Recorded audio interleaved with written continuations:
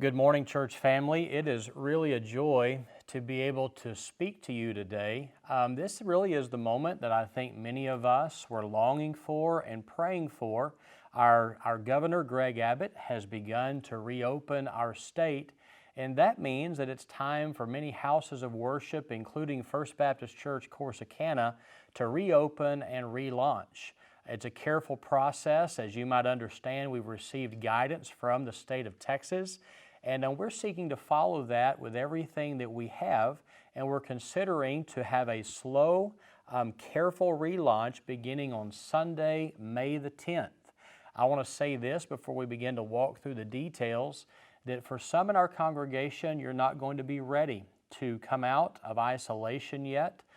You want to be very careful, and I want to say to you that to be careful does not mean that you're not being faithful. We understand, and if you need a little more time, then we respect that and support that, and we're continuing to pray for all of you that are in this high-risk group.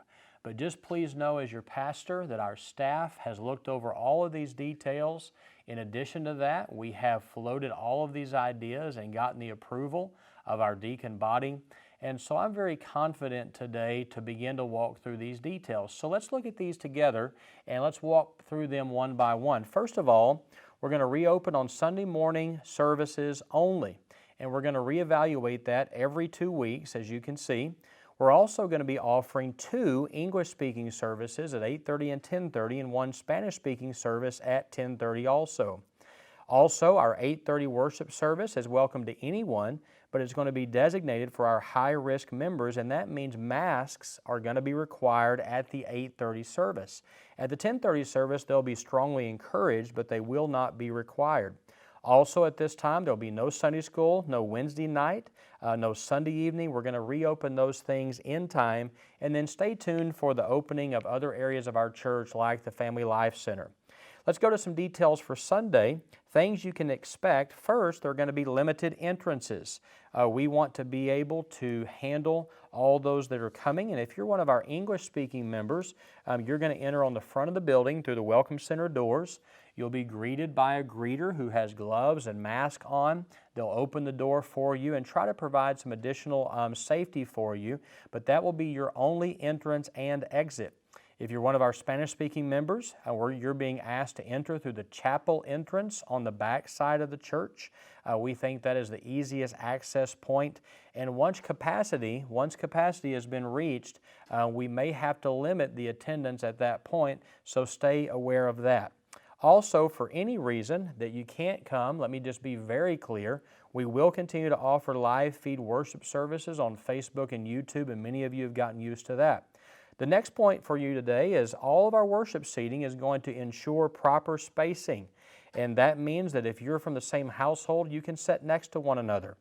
We need you to have 2 seats or 6 feet separation on either side, and if you're also attending with someone like a boyfriend, girlfriend, or friend, you're able to sit adjacent to one another with the same 6-foot separation on either side. You're going to see markings on our pews that designate all of those spacings, and then we're going to be sitting in every other pew. In addition to that, there will be no nursery care. For those of you with young children, it's really impossible to do social isolation with these small children. And so if you're confident as a parent bringing your child and family, you'll be responsible for them in worship, and we pray that you enjoy that. Also, let me tell you, our seats and surfaces will be disinfected between services.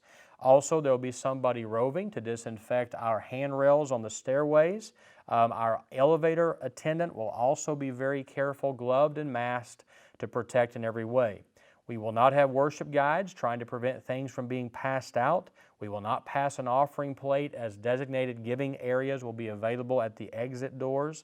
And we will no longer have a greeting time currently where we run around and shake hands and hug necks.